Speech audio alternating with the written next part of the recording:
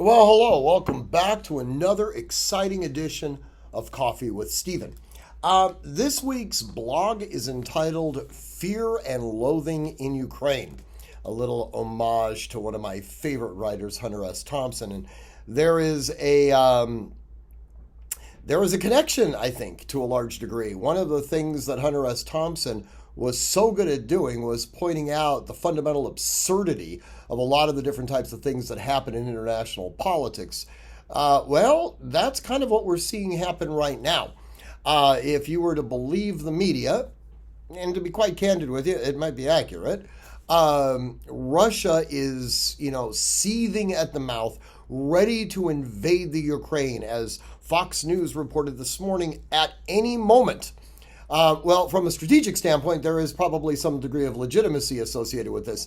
They have amassed a fair amount of personnel along the Ukrainian border. Actually, they've completely encircled Ukraine.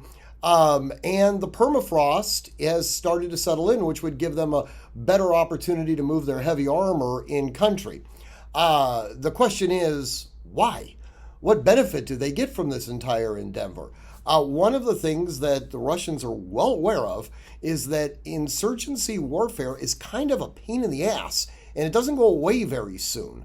So it's entirely likely that Putin is simply sitting there saying, you know what, we'll just keep our troops here for a while and probably end up getting a boatload of money from the international community, and then we'll move them back a few hundred meters. Why not?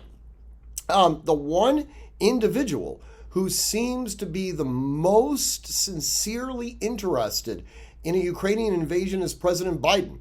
And there is some justification for this. His internal numbers suck.